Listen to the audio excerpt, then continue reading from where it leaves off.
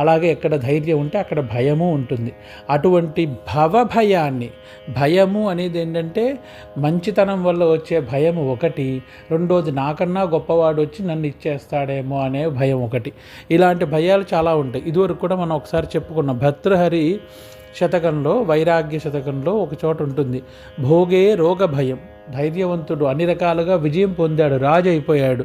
ఆనందించాలి అని అనుకుంటే, భోగాన్ని అనుభవించాలి అనుకుంటే రోగం వస్తుందేమో అని భయం.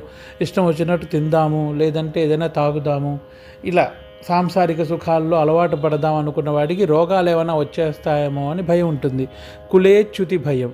కులంలో, మంచి కులంలో పుట్టాను, ఏదైనా తప్పు చేస్తానేమో, కులానికి చెడ్డ పేరు తీసుకొస్తానేమో అని భయం ఉంటుంది. విత్తే నృపాలాద్ భయం.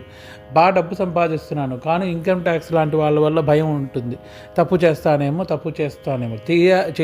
చేస్తే చేశానని తప్పు భయం ఇలా ఉంటుంది.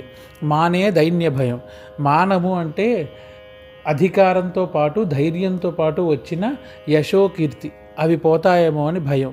బలే రిపు భయం. పోని బలవంతుడిని అనే ఒక ధైర్యం ఉన్నా శత్రువుల చేత భయం ఎప్పుడూ ఉంటుంది.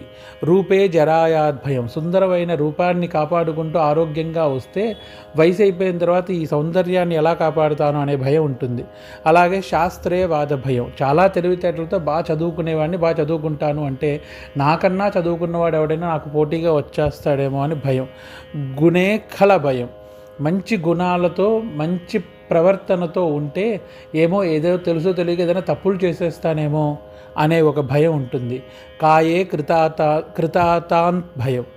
అంటే కాయము అంటే శరీరము, ఇది ఎప్పుడు జీవి విడుస్తుందో, ఈ ఆత్మ ఎప్పుడు ఈశ్వరుడితో లీనం అవుతుందో తెలీదు.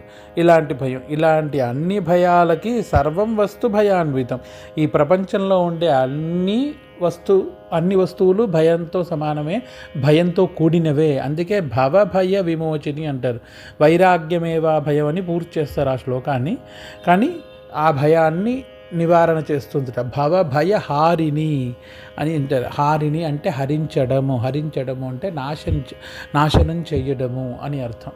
అలాగే భయాన్ని నాశనం చేసి, పాపాన్ని విమోచనం చేసి, సాధు ప్రవర్తిని పెంపొందించి, అమ్మవారు సాధు ప్రవృత్తిని పెంపొందించే కృపని అమ్మవారు ఇస్తుంది.